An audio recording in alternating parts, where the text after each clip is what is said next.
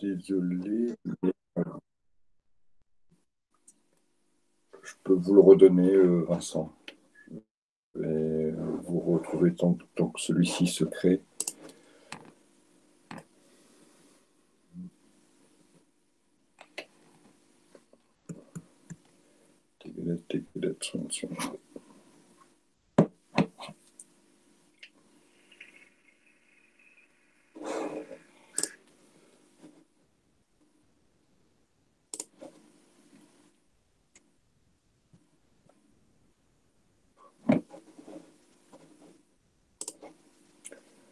Alors aujourd'hui, mon ordinateur n'est pas très en forme.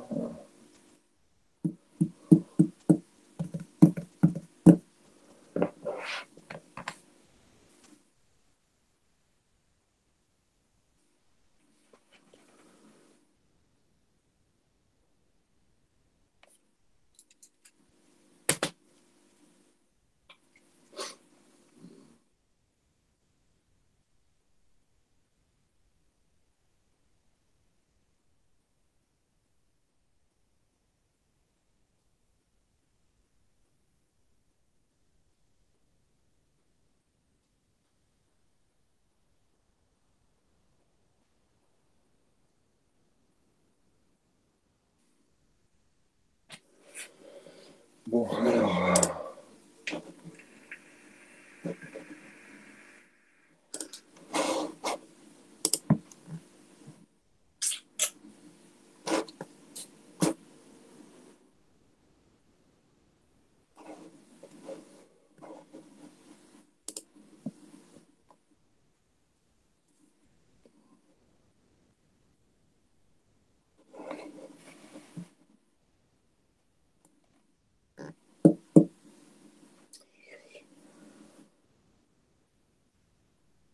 merci Odd. Heureusement que vous êtes là.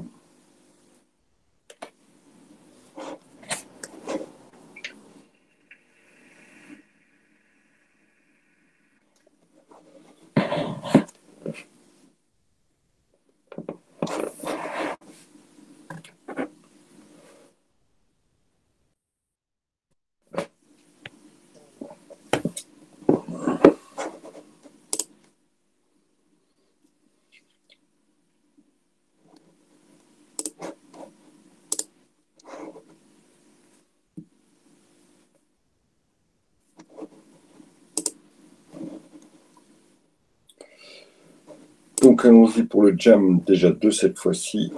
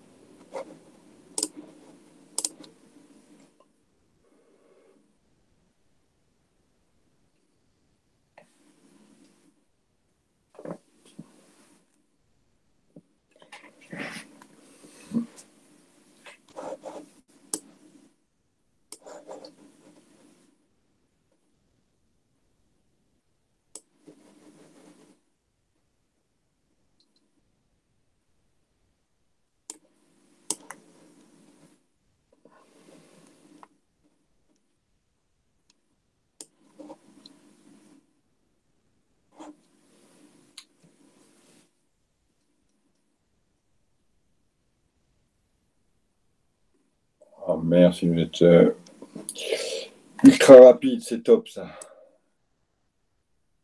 Bon, allez, donc celui-ci, ça sera le contrat de travail. Et on va regarder les questions qui étaient posées relatives à ce contrat de travail. Est-ce que vous pouvez y répondre déjà avec les connaissances que vous avez, les souvenirs que vous avez, et peut-être la révision que vous avez déjà entamée.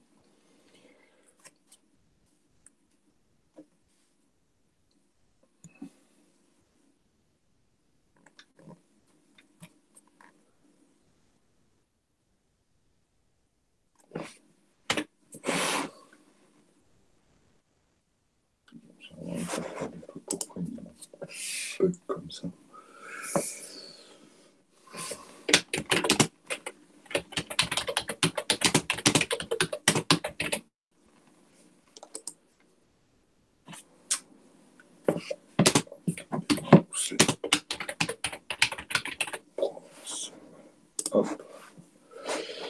Ça marche. Alors, premier cas que l'on va traiter, c'est l'anal qui était proposé en 2006.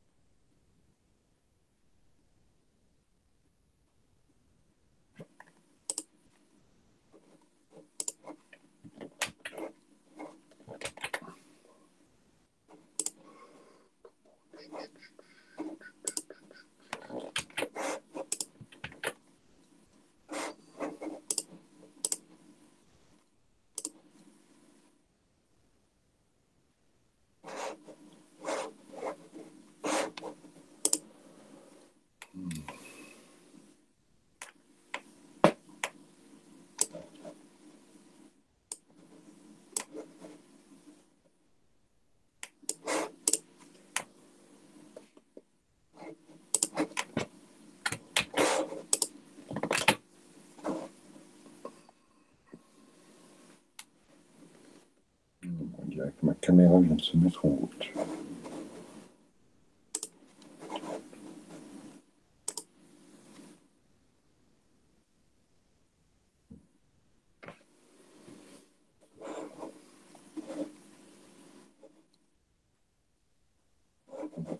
Hop, ça, on va éteindre ça, on n'en a pas besoin. Mais je prends ça. Hop.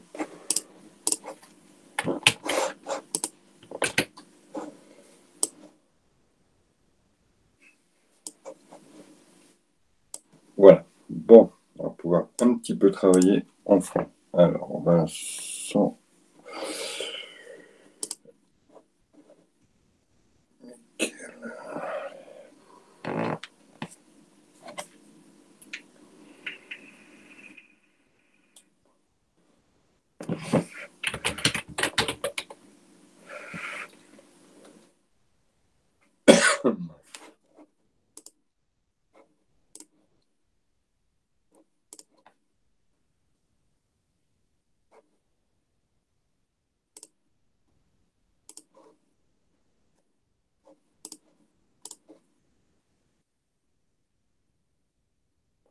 Bien, voilà.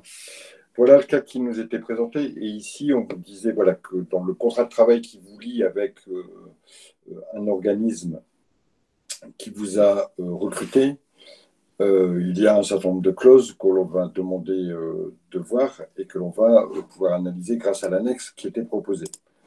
Une fois que vous aurez lu le contrat, vous allez remplir une fiche qui va nous permettre de donner les différentes caractéristiques du contrat. Alors, le contrat, alors il y avait des questions qui étaient précédentes mais qui ne concernent pas. Le contrat, je vais vous le mettre à l'écran. Alors, en soi, il n'a rien de transcendant, ce contrat. Je vais juste veiller à ce que vous puissiez voir le plus possible d'éléments.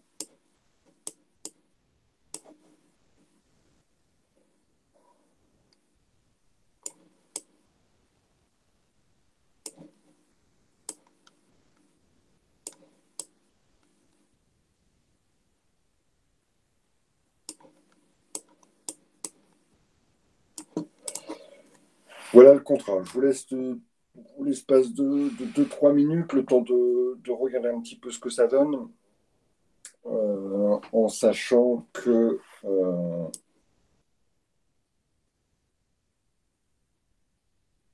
voilà, on va regarder après la grille qui était proposée, la grille d'analyse.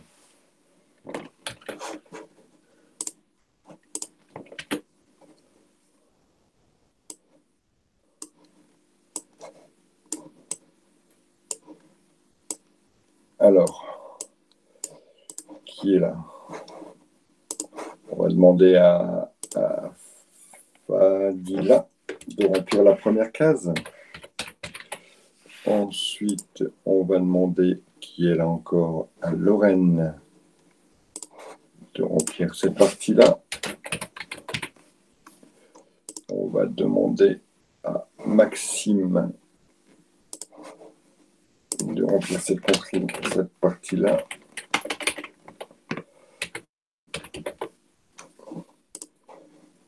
demander à Vincent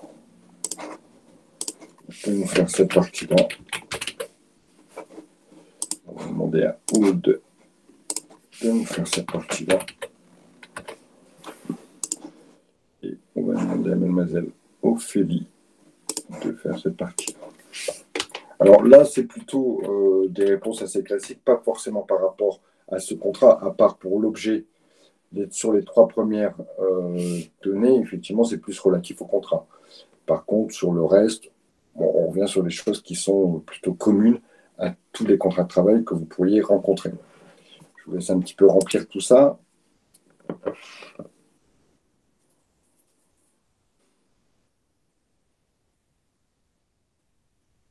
Alors, Lorraine, vous travaillez sur l'objet du contrat, hein, il passe sur les parties. Parce que là, vous êtes en train de faire les parties.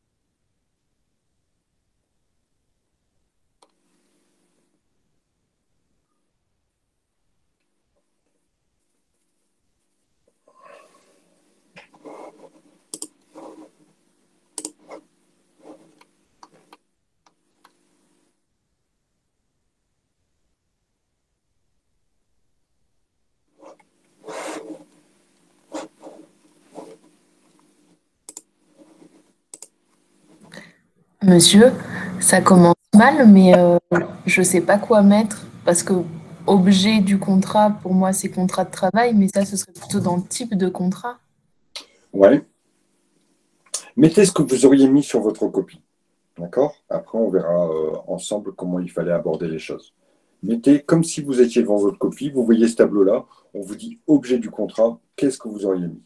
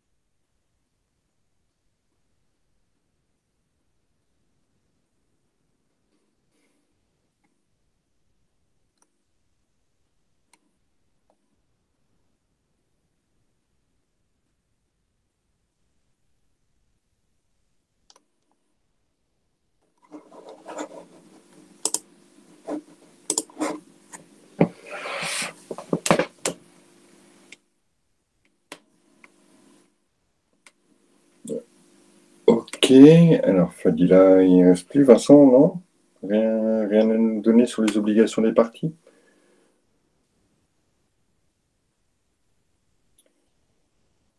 Ok. Bon, on va regarder un peu tout ça, ce que vous avez noté.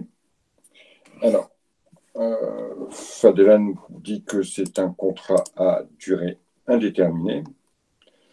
Euh, Pas de souci là-dessus, il n'y avait pas de grosses difficultés Sur cette partie-là, on aurait pu peut-être dire que c'était un contrat à temps partiel, d'accord, puisqu'il a été conclu pour 18 heures semaine, mais dans tous les cas, vous verrez le corrigé type. J'ai réussi à récupérer le corrigé type qui était donné au correcteur pour qu'il puisse s'appuyer pour faire sa correction. Dans le corrigé type, on appliquait simplement un contrat à durée indéterminée, pas de souci. Alors, l'objet du contrat. D'accord. L'objet du contrat, ici, c'est qu'est-ce que vise le contrat. OK, c'est un contrat de travail. Ici, il faut entendre objet du contrat comme le contrat de travail, en l'occurrence, il porte sur quoi?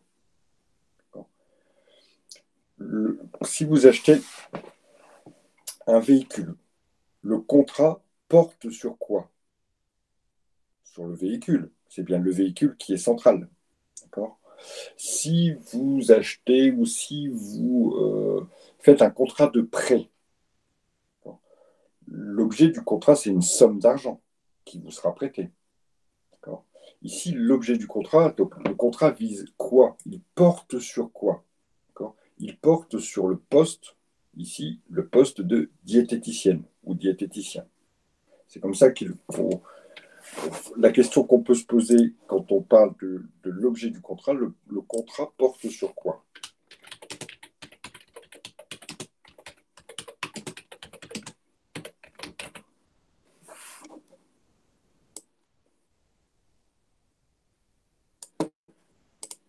Donc, ici, on va indiquer que le contrat porte sur un poste de diététicien.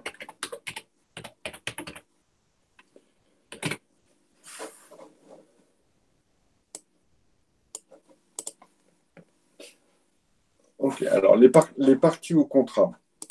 Je vais réafficher votre discussion, après le message.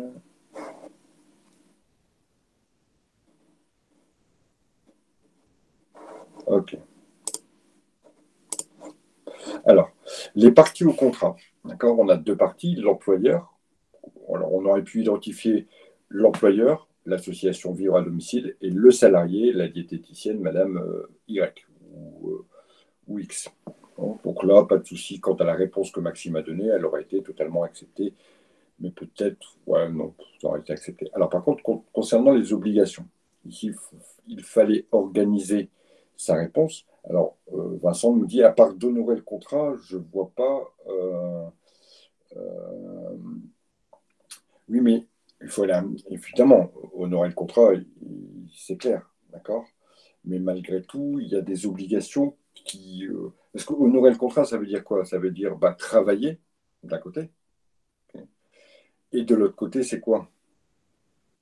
Donc, il faut, parce que il faut donner les précisions que vous pouvez connaître, donner les précisions des obligations de l'employeur et des obligations du salarié. Ici, les obligations de l'employeur, c'est quoi?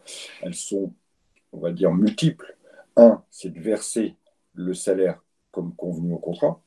Ça, c'est la première chose. Deux, c'est par exemple assurer la sécurité du salarié pendant l'exécution de son contrat de travail. C'est une obligation qui naît du contrat de travail. Mais c'est aussi donner aux salariés les moyens pour qu'ils puissent réaliser les tâches qui lui sont dévolues. C'est une obligation qui naît, c'est de notamment faire toutes les déclarations administratives qui sont à la charge de l'employeur. On pouvait trouver multiples obligations, d'accord, du côté employeur, comme on pouvait aussi en trouver pas mal du côté de l'employé. Notamment, c'est de fournir le travail qui lui est demandé, c'est de respecter les consignes qui lui sont données, donc une sorte de respect de la hiérarchie. Mais c'est aussi, par exemple, respecter les horaires. Donc ça fait, en fait, tout ça, ça fait partie de respecter toutes les consignes qu'on va lui donner. Mais c'est aussi lié à un devoir de loyauté qui naît du contrat de travail. Vous devez être loyal envers votre employeur. Donc, il y avait quand même pas mal de choses à dire. Le corrigé, vous verrez, je vous montrerai, a retenu un ou deux exemples pour chacune des parties, que ce soit pour l'employeur ou que ce soit pour le salarié. Entre autres, la principale quand même pour l'employeur, c'est de verser le salaire Et pour l'employé, c'est de fournir le travail qui lui est demandé. Ça, ce sont les deux premières à côté desquelles on ne pouvait pas passer. Et ensuite, on pouvait les décliner avec d'autres obligations. Alors, par contre, Aude n'a pas compris la question. C'est normal, c'est la question la plus compliquée. D'accord. On vous demande de donner les caractéristiques de ce contrat, de ce type de contrat, en faisant référence à la classification générale des contrats. Donc, ce qui veut dire qu'il faut connaître la classification générale des contrats. Dans cette classification générale, qu'on a dû voir tout au début de l'année et qu'on aura l'occasion de revoir parce que personne n'a su répondre correctement à cette question. Donc, on aura l'occasion de revoir juste après la partie sur les contrats. Cette classification, elle vous donne plusieurs caractéristiques. Je ne sais pas si vous vous souvenez, mais par exemple, la première des caractéristiques, c'est que le contrat, il peut être soit à titre onéreux ou soit à titre gratuit. Ça veut dire que certains contrats mettent en jeu des sommes d'argent, d'autres contrats sont complètement gratuits. Alors, donnons un exemple. Le contrat de vente, c'est un contrat à titre onéreux. Vous allez acquérir une chose contre une somme d'argent. Le contrat de travail est un contrat à titre onéreux, puisque le salarié va obtenir une somme d'argent en échange du travail à fournir. Le contrat, vous pouvez avoir un contrat de location gratuite. Quand vous prêtez votre tondeuse à votre voisin, il y a un contrat qui se fait. Hein. Vous lui avez prêté la tondeuse, d'accord? Alors, c'est un contrat verbal qui n'est pas écrit, rien du tout, mais malgré tout, au regard de la théorie des contrats, c'est un contrat. C'est un contrat de prêt, d'accord, de matériel ici. Et là, vous n'avez rien lui demandé que de vous payer l'apéro, rien d'autre que de vous payer l'apéro le soir. Donc ici, c'est un contrat à titre gratuit. Autre contrat à titre gratuit, le don. Le don, je m'engage à vous donner quelque chose. Le don est un contrat à titre gratuit. D'accord. Autre caractéristique que l'on va retrouver ici, c'est un contrat, par exemple, enfin pas par exemple, mais c'est un contrat, le contrat de travail, c'est un contrat synallagmatique. Est-ce que quelqu'un se souvient de ce que veut dire synallagmatique?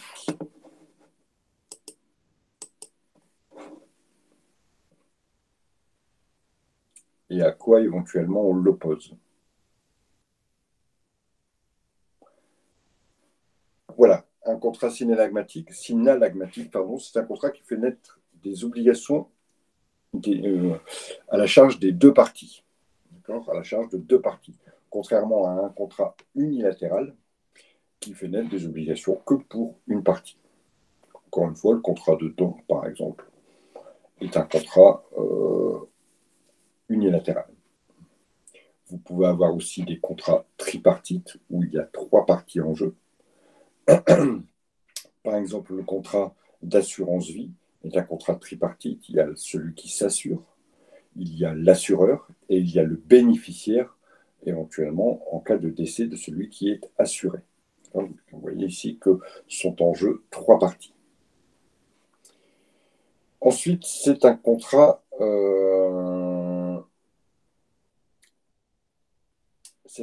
individuel. Alors, vous verrez que sur le corrigé, il y a deux choses qu'il ne faudra pas trop prendre en compte. Il faudra bien plutôt écouter ma correction, puisque c'est un sujet qui date de 2006. Et en 2016, on a eu une réforme du droit des contrats qui a modifié légèrement d'abord le Code civil dans son chapitre relatif au droit des contrats et au droit des obligations aussi. Mais c'est aussi des conceptions qui sont différentes. Par exemple, avant, on disait que c'est un contrat individuel, alors on peut toujours le dire, hein, d'accord, mais aujourd'hui, on dit plutôt que c'est un contrat intuitu personae. Intuitu personae. Ça veut dire quoi un contrat intuitu personae? C'est un contrat qui est basé sur la personne, qui a été conclu à raison de la personne qui conclut le contrat. C'est-à-dire que si le contrat de travail, c'est bien cette personne que je veux recruter, d'accord? Ce n'est pas une autre personne, c'est celle-ci. Si j'achète une voiture, peu importe quel est le vendeur, c'est la voiture qui m'intéresse. Donc le contrat de vente n'est pas un contrat intuitu personnel, n'est pas un contrat individuel, d'accord, si on l'entend comme ça. Mais contrat de travail est un contrat intuitu personnel. Le contrat de prêt, par exemple d'une banque, peu importe qui prête. Alors effectivement, ça dépendra aussi qui paie, mais c'est bien l'objet du contrat, il n'est pas basé sur la personne, il est basé plutôt sur la somme qui est prêtée. Alors effectivement, on vous prêtera ou pas l'argent en fonction de certaines choses, mais malgré tout, l'objet du contrat est basé sur la somme qui est prêtée. Autre caractéristique, c'est un contrat ici qui est consensuel. Ça veut dire que c'est un contrat qui naît de la seule volonté des parties. Il n'y a pas besoin de formalisme particulier. C'est-à-dire que par exemple, si vous achetez une maison, vous pouvez toujours vouloir acheter une maison. Si l'acte n'est pas fait par un notaire, la maison ne vous appartiendra pas.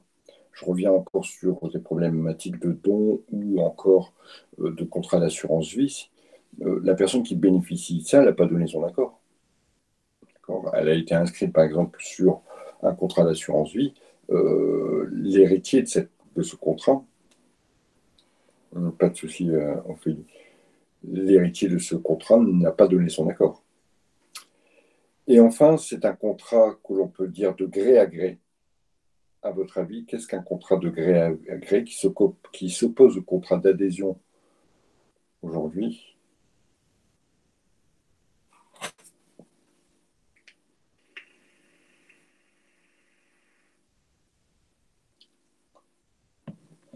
Le contrat de gré à gré, c'est un contrat qui est dans sa rédaction négociable.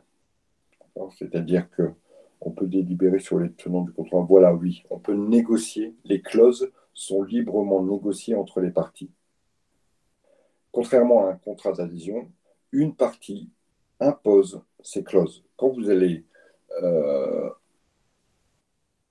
acheter un téléphone chez Bouygues Télécom ou chez Orange, ou prendre même une ligne téléphonique chez Orange, vous allez signer le contrat. Vous n'allez pas commencer à négocier le contrat, toutes les parties du contrat. Évidemment, les clauses vous sont imposées. C'est ce qu'on appelle donc un contrat d'adhésion. Ensuite, encore dernière chose que l'on pouvait dire ici, c'est un contrat à exécution successive.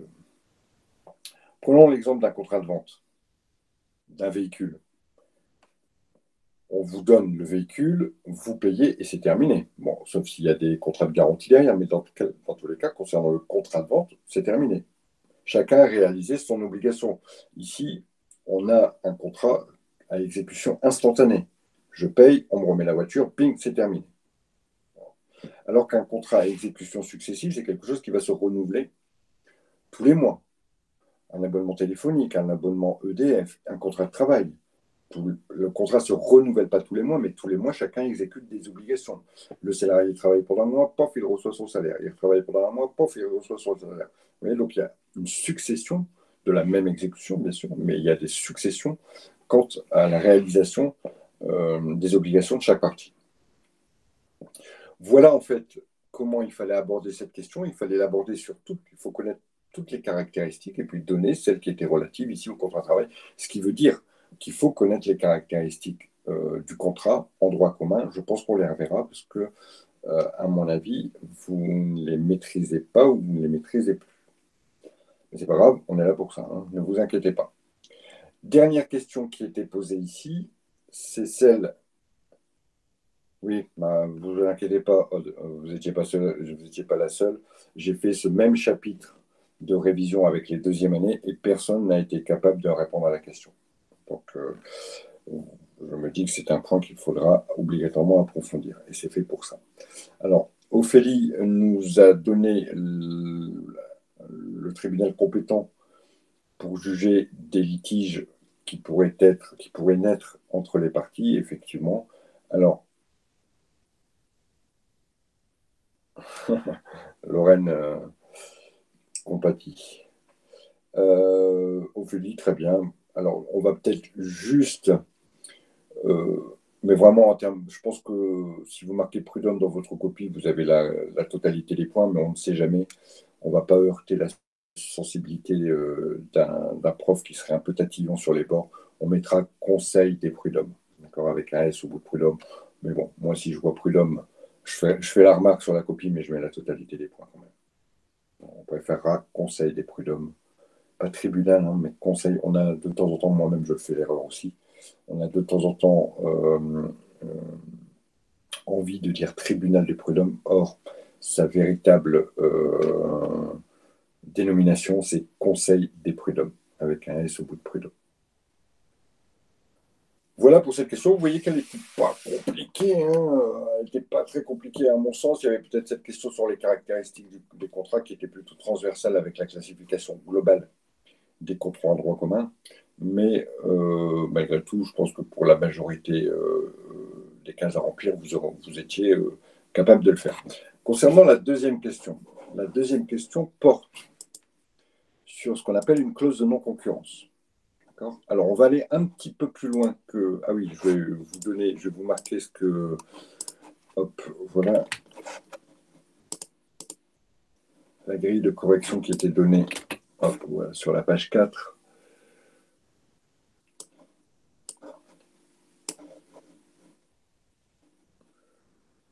Vous voyez la grille de correction qui avait été donnée ici. Vous voyez, on marque les CDI, poste de diététicien, l'employeur, les obligations versées, respecter la législation, fournir aux salariés, fournir sa prestation, se conformer aux directives. Les caractéristiques, attention, contrat d'adhésion, c'est faux. Hein. D'accord, contrat d'adhésion, c'est faux. C'est un contrat de gré à gré. Alors, c'était peut-être bon, j'en sais strictement rien, mais c'était peut-être bon au vu du droit applicable en 2006, mais en tout cas, aujourd'hui, ça n'est plus du tout. Il y a une véritable définition dans le Code civil du contrat d'adhésion, et il est défini comme le contrat dont une des parties ne peut négocier les clauses. Elles lui sont imposées par l'autre partie. Donc, vous voyez que dans la grille de correction, on donne ça au correcteur et puis il corrige votre copie en fonction, évidemment, de la correction qui lui est donnée, même s'il y a une petite marge d'appréciation. Alors, revenons sur notre clause de non-concurrence.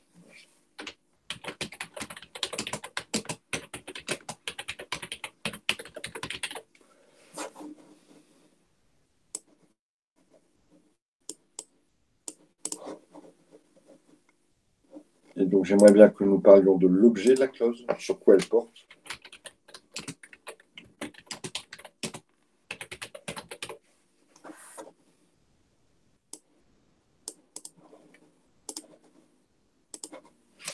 De l'objectif d'une clause de non-concurrence. Quel est l'objectif? Et ensuite, ses conditions de validité.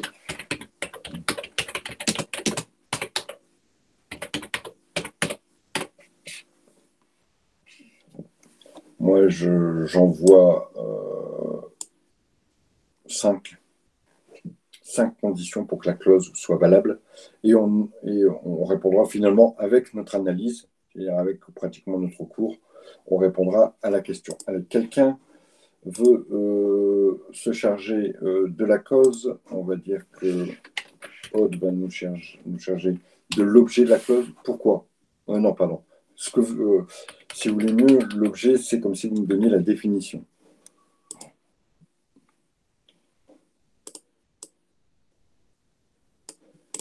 On va dire que... qui est-ce que j'ai là? J'ai Ophélie.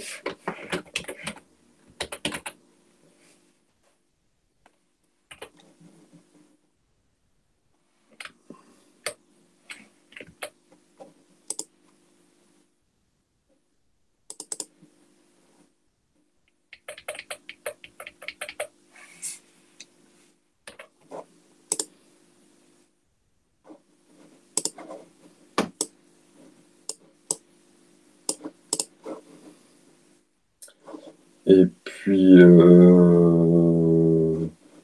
Vincent.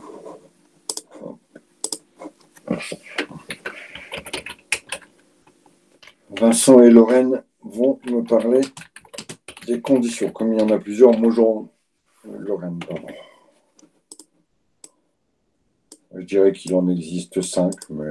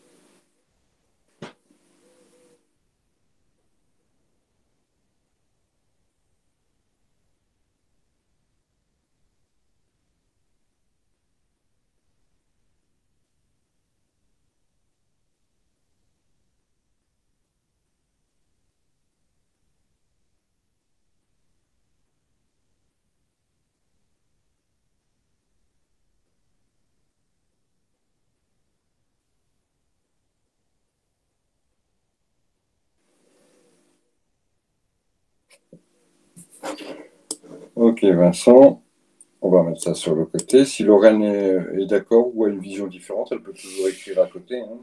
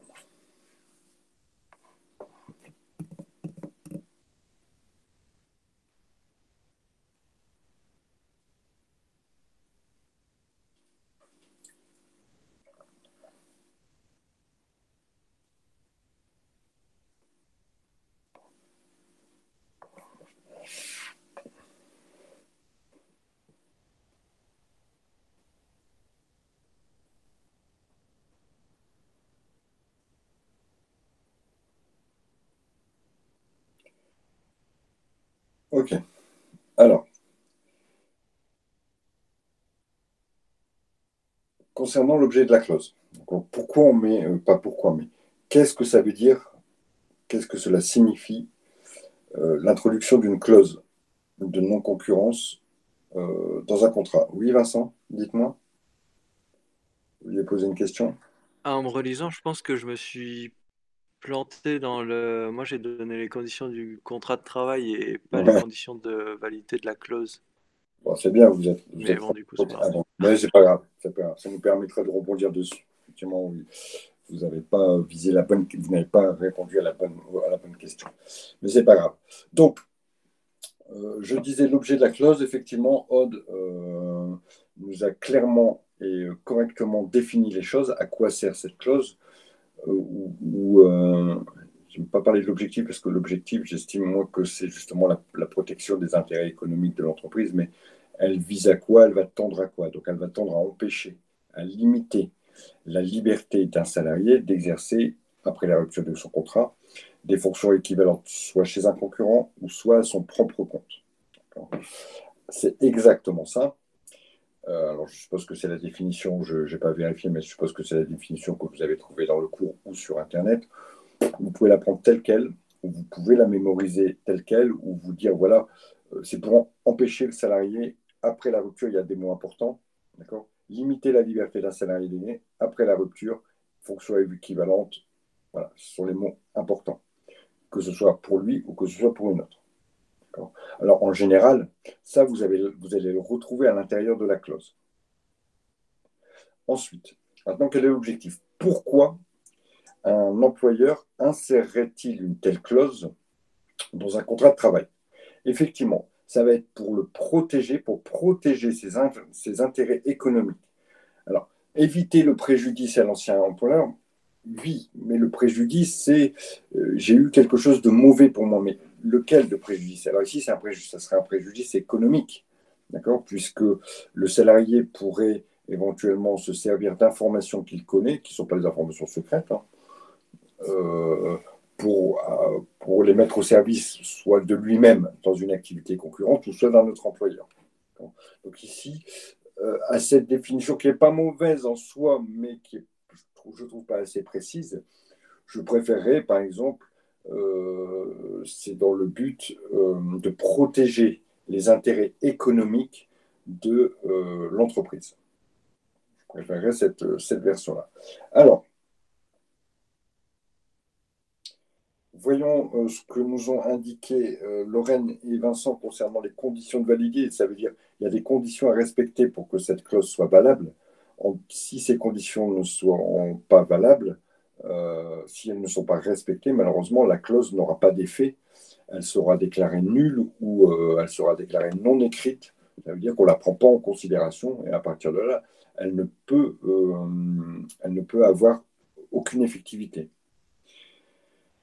Alors Vincent s'est rendu compte qu'effectivement, il n'avait pas répondu à la question, hein. Vincent, il nous parle du volume horaire, du lieu de travail, du salaire, des fonctions, du poste à occuper, éventuellement des parties au contrat. Tout ça, effectivement, ce sont les articles qui vont figurer dans le contrat de travail, d'accord, au minima.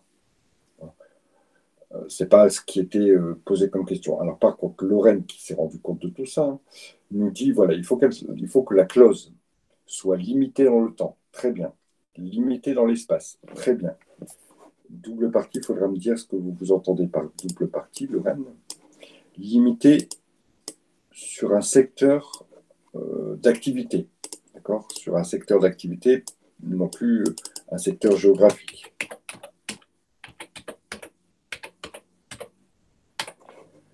Très bien. On ne peut faire que pour les besoins. Effectivement, il faut qu'elle remplisse l'objectif recherché, protéger les intérêts économiques de l'entreprise. Elle ne peut pas être dans un autre but. Alors, reprenons les éléments. Il faut que la clause soit limitée dans le temps.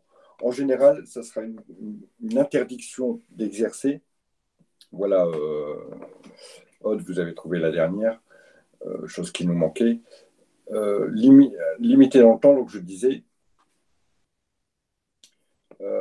en général, la clause sera applicable et devra être respectée par le salarié, donc il va s'empêcher d'aller travailler pour une entreprise concurrente ou pour exercer une activité concurrente à son propre compte entre 1 an et 2 ans.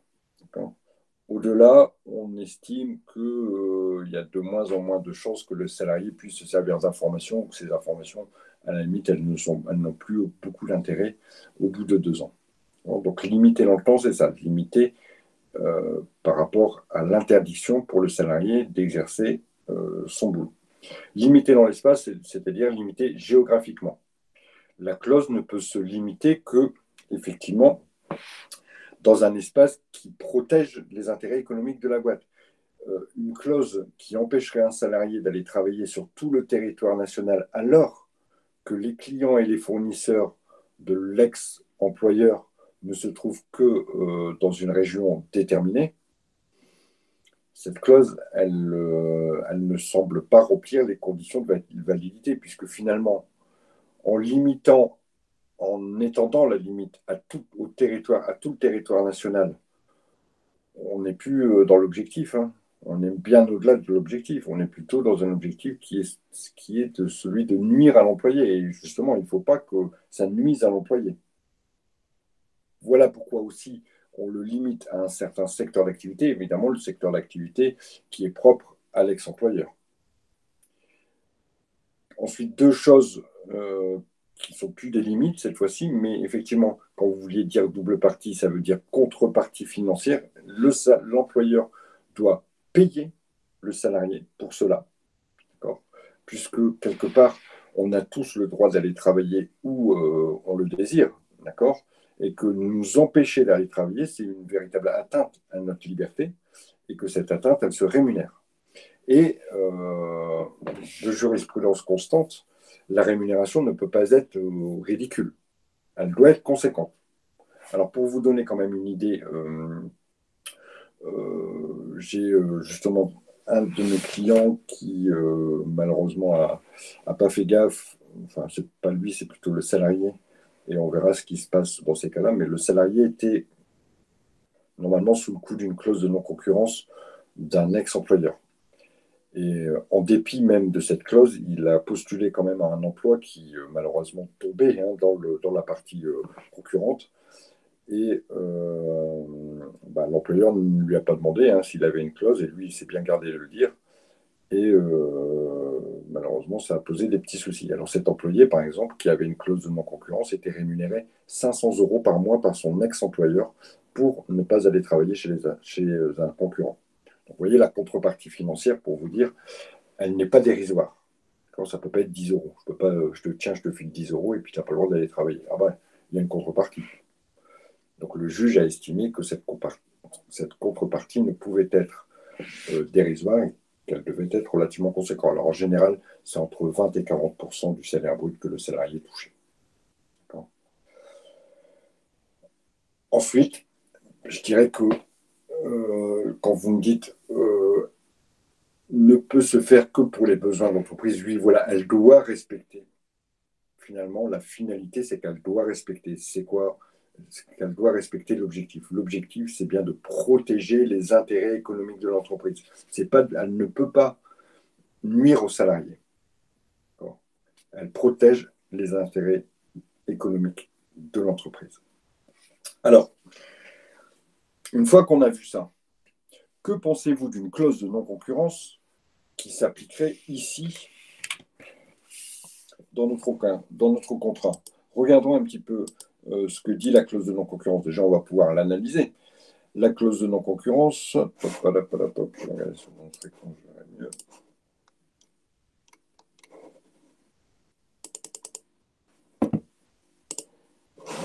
Pardon. On va faire ça, on va se la remettre en grand et on va voir que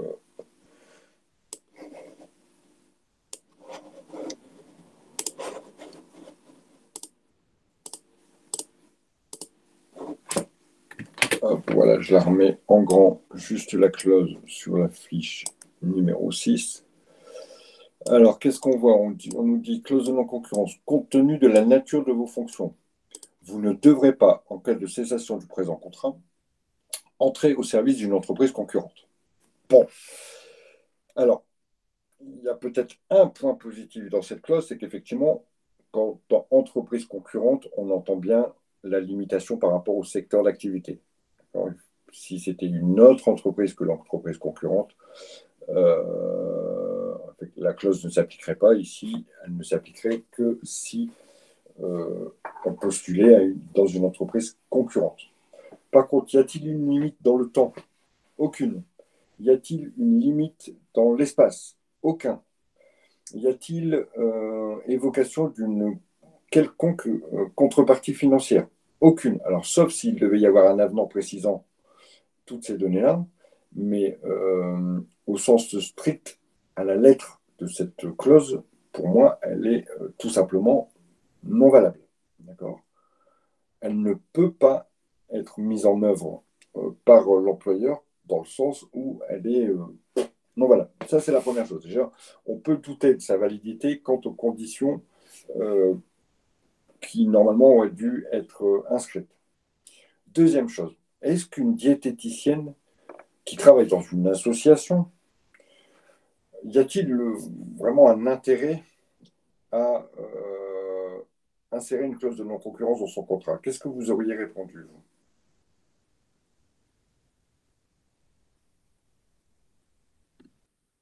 J'aurais dit non, parce qu'en général, c'est plutôt quand il y a un portefeuille client qu'on pourrait utiliser contre son ancien employeur. Mais dans ce cas-là, il n'y a pas de données vraiment commerciales à piquer. Voilà. Je ne sais pas. Voilà. Moi, c'est ce que j'aurais répondu aussi. Alors, j'aurais justifié comme vous. Elle ne détient pas d'informations hyper importantes qui pourraient, si elles étaient utilisées dans une autre entreprise, nuire à l'association. On peut ajouter, comme le dit Vincent, qu'une association a un but non lucratif. Bon, malgré tout, elle tient peut-être à tenir ses adhérents. Bon, même si ce n'est pas un but lucratif, elle a quand même un budget à équilibrer. Bon, si elle perd des adhérents, ça risque de mettre en péril sa continuation. Bon, ça pourrait encore justifier. Mais ici, au regard du poste que la diététicienne va tenir, il y a peu de chances qu'allant travailler chez un concurrent, ça nuise économiquement à son précédent employeur. Bon. Après, on peut, et je vais vous montrer le corrigé tel qu'il était fourni, et c'est en ça où, dans les questions de droit, il n'y a pas de réponse fausse. Il n'y a que des justifications qui sont bonnes ou pas. Le corrigé disait ça.